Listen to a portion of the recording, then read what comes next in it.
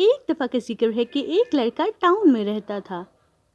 وہ گرمیوں کی چھٹیاں گزارنے کے لیے اپنے دادا جان کے پاس گیا۔ وہ ہر وقت ان کے ساتھ کھیلتا کودتا رہتا۔ تو ایک دن اس نے اپنے دادا جان سے پوچھا، دادا جان میں کب بڑا ہوں گا؟ میں ایک کامیاب آدمی بننا چاہتا ہوں، کیا آپ مجھے کامیاب ہونے کے کچھ راستے بتا سکتے ہیں؟ تو دادا جان میں ہاں میں سر ہلایا اور اس کو قریب ایک نرسری میں لے گئے۔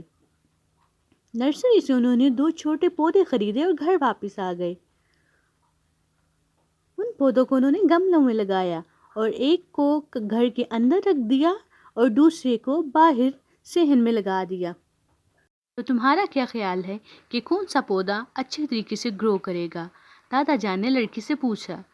تو لڑکے نے کچھ دیر سوچا اور پھر کہا، میرا خیال ہے کہ اندر والا پودا اچھے سے گرو کرے گا کیونکہ وہ ہر طرح سے سیف ہے، جبکہ باہر والے پودے کو بہت سے نقصانات کا سامنا کرنا پڑے گا، جیسا کہ تیز سورج کی روشنی، طوفان، بارش اور جانور وغیرہ۔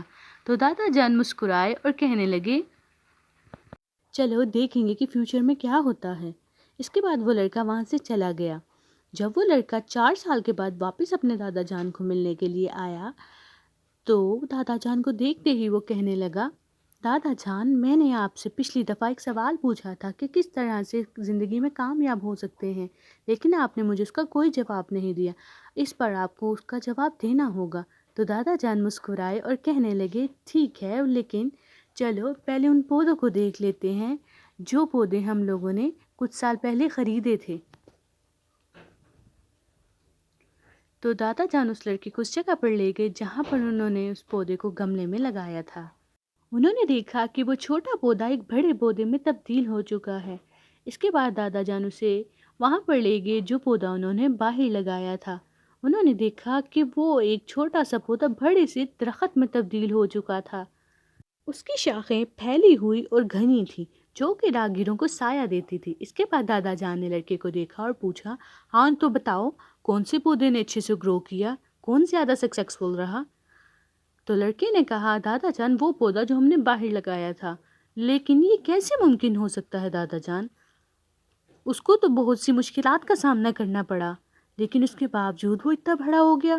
تو دادا جان مسکرائے اور کہنے لگے، ہاں بے شک اس کو بہت سی چیزوں کا سامنا کرنا پڑا، لیکن مشکلات کا سامنا کرتے کرتے ہی انسان بہت سے فائدے بھی حاصل کہ جو پودا باہر تھا وہ پوری طرح سے آزاد تھا، وہ جیسے چاہے اپنی جڑوں کو جہاں چاہے پھیلا سکتا تھا۔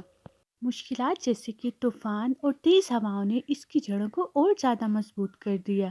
اب یہ اتنا اسٹرانگ ہو چکا ہے کہ کوئی بھی چھوٹا موٹا طوفان اس کو نقصان نہیں پہنچا سکتا۔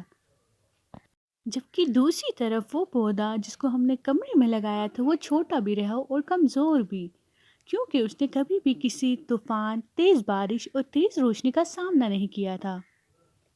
اس کے بعد دادا جان نے اپنے پوتے کو دیکھا اور کہا کہ بیٹا میری بات ہمیشہ یاد رکھنا، جب تک تم اپنی زندگی میں جدوجہد نہیں کرو گے، مشکلات کا سامنا نہیں کرو گے، تم کبھی بھی کامیاب زندگی نہیں گزار پاؤ گے۔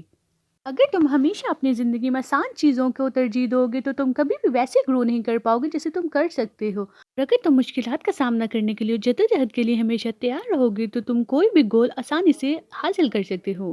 تو اس طرح تم کبھی بھی اپنی مشکلات کو ایک بوجھ نہیں سمجھو گے، ہاں لیکن اپنی کامیابی کے درمیان آنے والی رکاوٹ ضرور ہوگی۔ لڑکے نے ایک گہرا سانس لیا اور درخت کی طرف دیکھنے لگا۔ اس کے دادا جان کے الفاظ اس کے دماغ میں گردش کر رہے تھے۔ رکاوٹیں جو ہماری زندگی کی دشمن ہوتی ہیں وہی رکاوٹیں ہمیں اور زیادہ اسٹرانگ بناتی ہیں اور ہمیں سکسیسفل ہونے میں مدد دیتی ہیں۔